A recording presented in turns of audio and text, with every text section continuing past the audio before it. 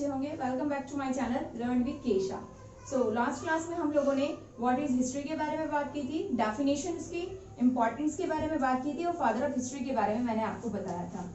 इस क्लास में हम उसके फर्दर इन्फॉर्मेशन की बात करेंगे, यानी ये मेरा सेकंड वीडियो है और मैं इसमें आपके साथ शेयर करूंगी हिस्ट्री के पार्ट्स और साथ ही साथ हिस्ट्री को जानने वाले जितने भी सोर्सेज हैं उनके बारे में डिस्कस करेंगे और उसके क्लासिफिकेशन की बात करेंगे।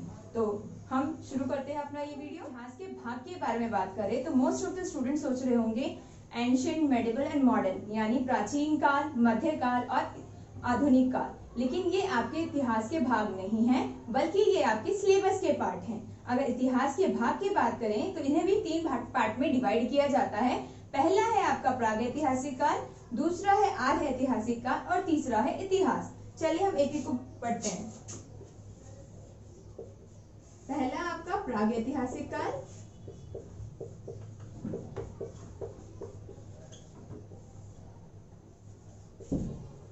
दूसरा है आपका आर्य ऐतिहासिक काल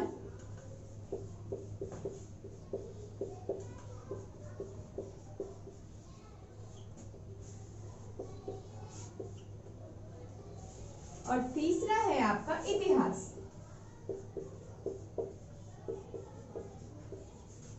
आप देखें कई बार स्टूडेंट जो है वो इनके नाम में कंफ्यूज कर जाते हैं, तो इंग्लिश में इसके लिए टर्म यूज होता है, वो होता है प्री हिस्ट्री। ये टर्म इसलिए लिखवा रही हूं ताकि आप लोग कंफ्यूज ना हो। आर्य ऐतिहासिक काल को कहते हैं प्रोटो हिस्ट्री और इतिहास आप सभी जानते हैं हिस्ट्री। अब यहाँ पे क्वेश्चन रेज होता है कि इन तीनों में डिफरेंस क्या है। अगर डिफरेंस की बात करें तो फर्स्ट ऑफ ऑल हम बात करते हैं प्राग ऐतिहासिक काल की। तो प्राग ऐतिहासिक काल इतिहास के उस काल को कहा जाता है जिससे संबंधित हमारे पास लेखन कला के साक्ष्य नहीं मिलते, यानी उस समय के हमारे पास साक्ष्य मौजूद नहीं है कि किसी भी लिपि का आविष्कार हुआ था। एग्जाम्पल के लिए पाषाण काल। पाषाण काल में आप देखेंगे जो लोग थे वो शिकारी थे, संग्राहक थे, इतना सभ्य समाज नहीं था, तो उस समय किसी भी लिपि का आविष्कार नहीं हुआ था। हाँ, हमें गुफाओं में बहुत सारी पिक्चर्स मिली है लेकिन किसी भी प्रकार की लेखन कला से संबंधित जानकारी नहीं मिलती है। तो आप देखेंगे कि इस समय लेखन कला जो है वो मौजूद नहीं थी। ठीक है, और इसका जो एग्जाम्पल है या उदाहरण है, उदाहरण में आप लिख सकते हैं या बता सकते हैं पाषाण काल। पाषाण काल को भी तीन पार्ट में डिवाइड किया गया है, पाषाण काल, मध्य पाषाण काल, नव पाषाण काल। जो फर्दर लेक्चर्स होंगी उन लेक्चर्स में मैं आपको एक एक करके डिटेल में बताऊंगी। नेक्स्ट है आपका आर्य ऐतिहासिक काल। तो आर्य ऐतिहासिक काल इतिहास के उस काल को कहा जाता है जिससे संबंधित हमारे पास लेखन कला के साक्ष्य मौजूद हैं परंतु वो पढ़ने योग्य नहीं है। एग्जाम्पल के लिए सिंधु घाटी सभ्यता या हड़प्पन सिविलाइजेशन या हड़प्पा सभ्यता। उस समय के हमारे पास लिपि मौजूद है लेकिन वो लिपि अभी तक पढ़ने योग्य नहीं है। तो इसमें हम लिखेंगे कि जो लेखन कला है वो मौजूद है लेकिन वो पढ़ने योग्य नहीं है। एग्जाम्पल के लिए हड़प्पा। अब नेक्स्ट है आपका इतिहास। तो इतिहास का जो काल है या समय है वो 600 बीसी से शुरू होता है। ये शुरू होता है 600 बीसी से। इससे पहले अगर वैदिक पीरियड की हम बात करते हैं तो उस समय तक विचारों का आदान प्रदान मौखिक रूप से किया जाता था, लेकिन 600 बीसी के बाद हमें लेखन कला के साक्ष्य जो है वो मिलते हैं। यानी इस समय जो लेखन कला है, लेखन कला मौजूद थी और वो पढ़ने योग्य भी थी, पढ़ने योग्य भी थी। तो आप देखेंगे इन तीनों में डिफरेंस आपको समझ में आ गया होगा। प्रागैतिहासिक काल में लेखन कला मौजूद नहीं थी। एग्जाम्पल के लिए पाषाण काल। आर्य ऐतिहासिक काल में लेखन कला मौजूद थी लेकिन वो अभी तक पढ़ने योग्य नहीं है। इतिहास काल की शुरुआत 600 बीसी से मानी जाती है। इससे पहले वैदिक पीरियड में मौखिक रूप से विचारों का आदान प्रदान किया जाता था। उसके बाद आप देखोगे 600 बीसी के बाद ऐतिहासिक काल में लेखन कला का साक्ष्य हमें मिलता है और इतिहासकार उन साक्ष्यों को पढ़ने में सक्षम भी हो पाए हैं। तो आई होप इतना आप लोगों को समझ में आ गया होगा इतिहास को जानने वाले स्रोतों के बारे में। लेकिन इससे पहले मैं आपको बता दूं कि भारतीय पुरातात्विक विभाग की स्थापना कब हुई थी। तो आप देखेंगे कि 1861 में ASI यानी आर्कियोलॉजिकल सर्वे ऑफ इंडिया की स्थापना हुई,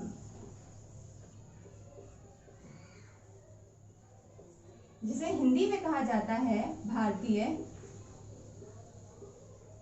पुरातत्व विभाग। अब क्वेश्चन आता है कि इनकी स्थापना की किसने? इसकी स्थापना अलेक्जेंडर कनिंघम ने की।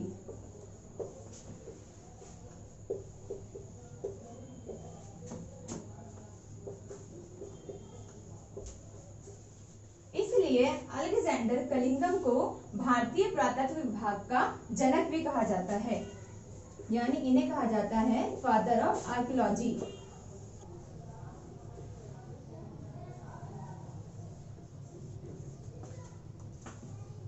अगर हिंदी में बात करें तो इन्हें कहा जाता है भारतीय पुरातत्व विभाग का जनक।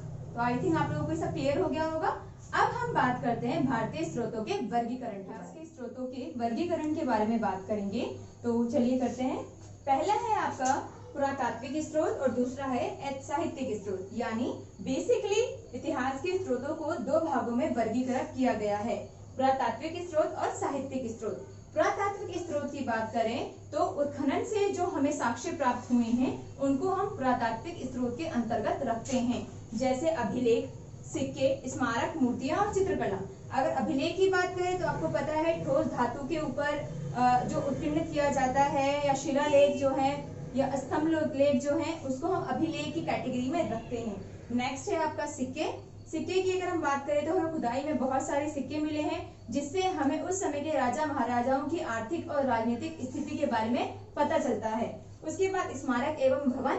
उत्खनन के दौरान हमें बहुत सारी जगह बिल्डिंग्स और बहुत सारी जगह हमें स्मारक मिले हैं, जिससे उस समय के समाज के बारे में हमें जानकारी मिलती है। साथ ही साथ उस समय वास्तुकला का विकास किस प्रकार से हुआ था उसके बारे में भी हमें जानकारी मिलती है। नेक्स्ट है आपका मूर्तियां।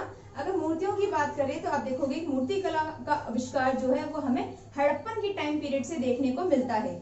मैं आपको यहाँ पर बिल्कुल शॉर्ट करके बता रही हूँ। इसके बाद का जो हमारे फर्दर वीडियोस बनेंगी उन वीडियोस में मैं एक एक को डिटेल में समझाऊंगी।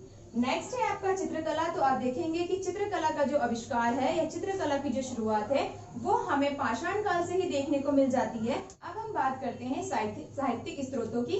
साहित्यिक स्रोतों को दो भाग में मेनली डिवाइड किया गया है। पहला है आपका भारतीय साहित्य, जिसमें भारत में जितने भी साहित्य लिखे गए उनको रखा जाता है, और दूसरा है विदेशी यात्रा वृत्तांत, यानी जो यात्री विदेशों से भारत में आए थे और यहाँ पर आकर के उन्होंने यहाँ की सामाजिक, आर्थिक और राजनीतिक स्थिति का अनुभव करके और अपने अनुभव से जिन साहित्य का आविष्कार किया था या जो साहित्य लिखे थे उन साहित्य को हम विदेशी यात्रा वृत्तांत के अंतर्गत रखते हैं। अब आप देखेंगे कि भारतीय साहित्य को भी हम टू पार्ट में डिवाइड करते हैं। पहला है आपका धार्मिक साहित्य और दूसरा है आपका लौकिक साहित्य, यानी ऐसे साहित्य जो धर्म पर आधारित हैं उन साहित्य को धार्मिक साहित्य कहा जाता है। और लौकिक साहित्य की बात करें तो लौकिक साहित्य उन साहित्य को कहा जाता है जो धर्म पर आधारित ना होकर प्राचीन समय की सामाजिक, आर्थिक और राजनीतिक स्थिति पर आधारित थी। ठीक है, अब हम बात करते हैं कि जो धार्मिक साहित्य थे, यानी ऐसे साहित्य जो धर्म पर आधारित थे, उनको तीन कैटेगरी में या तीन भागों में बांटा जाता है। पहला है आपका ब्राह्मण साहित्य, दूसरा है जैन साहित्य और तीसरा है बौद्ध साहित्य। ब्राह्मण साहित्य की बात करते हैं तो इसके अंतर्गत पहला आता है आपका वेद। वेद का मतलब होता है ज्ञान। दूसरा है उपनिषद। उपनिषद का मतलब गुरु के पास बैठना। फिर है आर्णायक, जो जंगलों में बैठकर लिखे गए। फिर पुराण है, स्मृति है, रामायण है, महाभारत है। इन सबको हम एक एक में डिटेल में डिस्कस करेंगे फर्दर लेक्चर में। उसके बाद नेक्स्ट है आपका जैन साहित्य। जैन साहित्य की बात करें तो जैन धर्म पे आधारित जो साहित्य लिखे गए उनको जैन साहित्य के अंतर्गत रखा जाता है। एग्जाम्पल के लिए आपका भगवती सूत्र। अगर बौद्ध साहित्य की बात करते हैं तो बौद्ध धर्म पर आधारित जो साहित्य या पुस्तकें लिखी गई उन पुस्तकों को बौद्ध साहित्य के अंतर्गत रखा जाता है। एग्जाम्पल के लिए आपका अंगुत्तर निकाय है, इसके अलावा त्रिपिटक भी है, इसके अलावा दीपवंश, महावंश, ये सारी पुस्तकें आती हैं।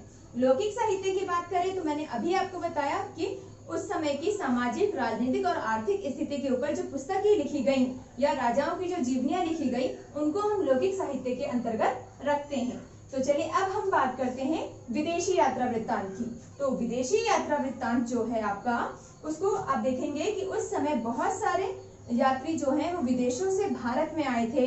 कुछ व्यापार करने के लिए आए थे, कुछ भारत की सामाजिक आर्थिक राजनीतिक स्थिति को देखने के लिए आए थे, कुछ को विदेशों के जो राजा महाराजा हैं या शासक हैं उन्होंने अपना दूत बनाकर भारत भेजा था ताकि भारत के साथ अपने संबंध को अच्छा कर सकें। तो आप देखेंगे उसमें पहला है आपका यूनानी, या सेकंड है चीनी यात्री, और थर्ड है आपका अरब यात्री, जिसके बारे में हम डिटेल में डिस्कस करते हैं फर्दर लेक्चर्स में। आई होप आप लोगों को ये सारा कैटेगराइजेशन जो है वो अच्छे से समझ में आ गया होगा।